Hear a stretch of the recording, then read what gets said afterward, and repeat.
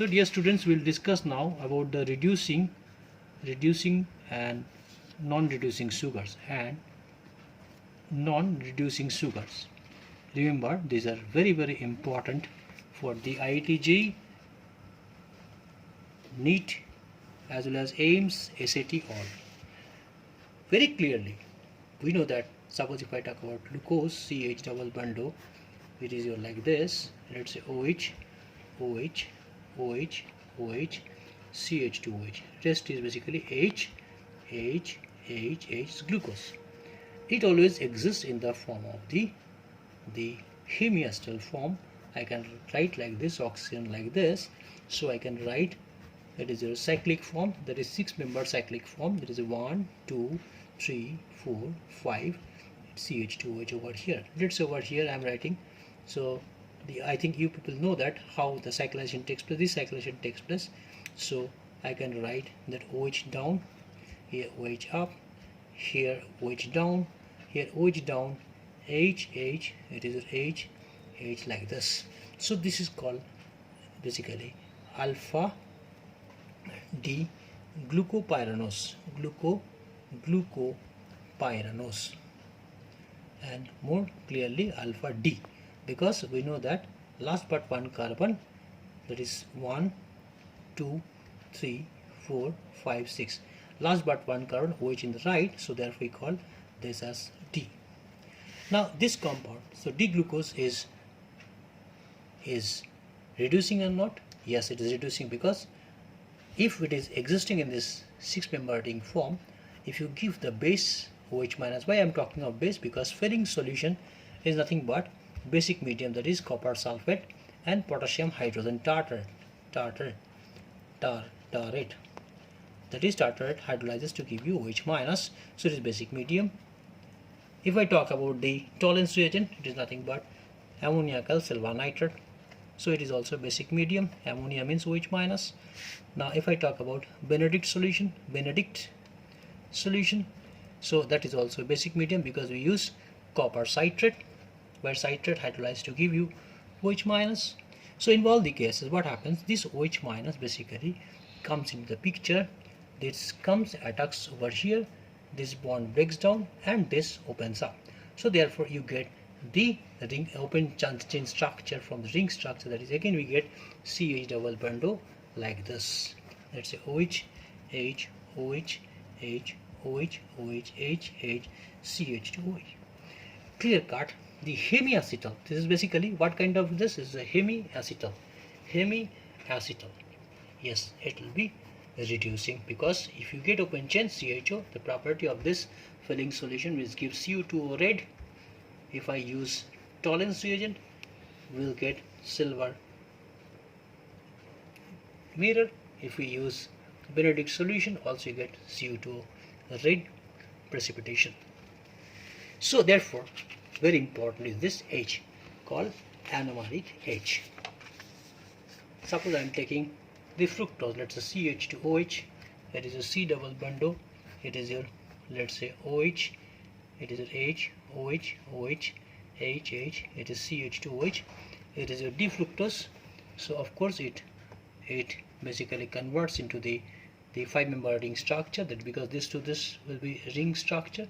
So I can draw, let's say I'm taking a structure like this O, it is like, say, let's say OH. I'm just drawing abruptly, don't consider it is equal.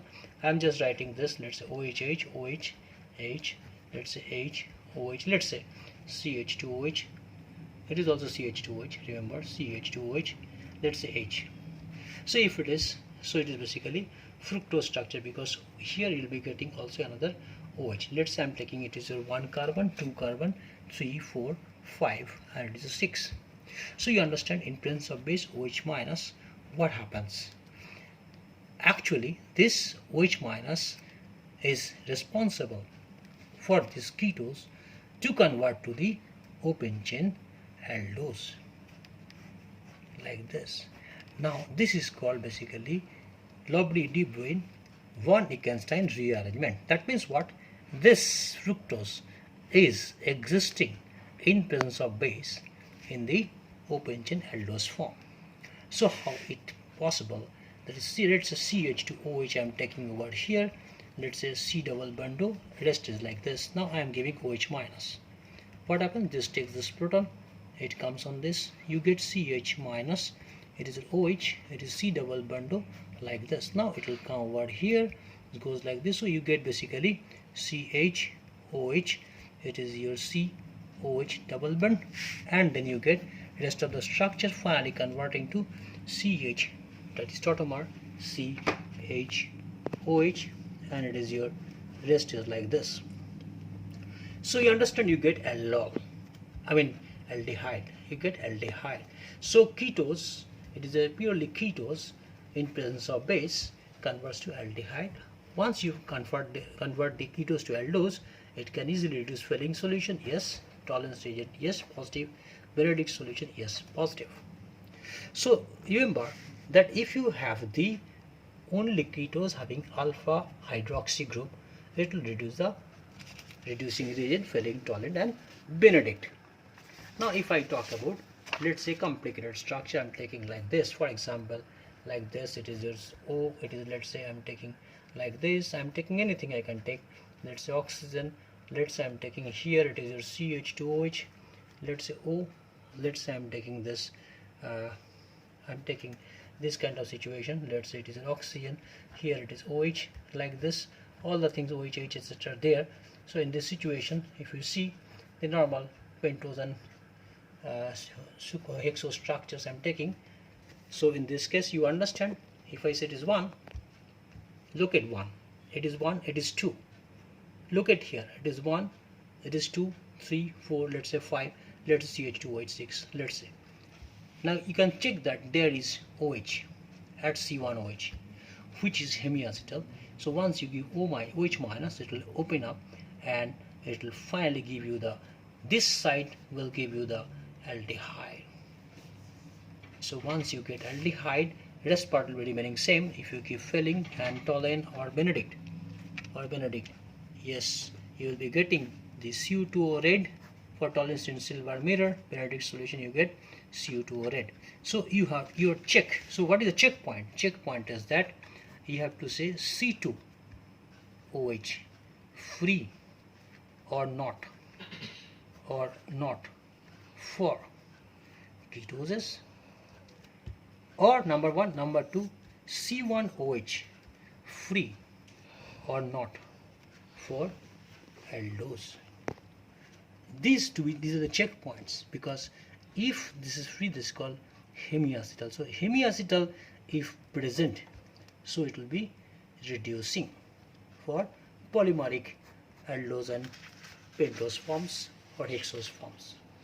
Now if I talk about a situation, let's say here I am doing, just say for example, I am taking C, let's say OH, it is H, let's say it is OH, H, let's say it is H, it is OH, let's say I am taking a case OH, H, it is CH2OH, it is H. Here OH is free, but if I use, let's say anything, let's say any, if I take the, since it's alcohol, if I take, let's say the acetal formation, let's say CH2OH and dry HCl. Once I give this H will be vanished and remaining part will be same. You understand, it will be OCH3, it will be H, remaining part will be same. It is C1, C2, C3, C4, C5, C6, remaining part will be same, it will be OCH3. Now if I give Fehling, Tolen or Benedict, I will not get reduction, no reduction happens, because I am not having this kind of structure, that OH and OCH3.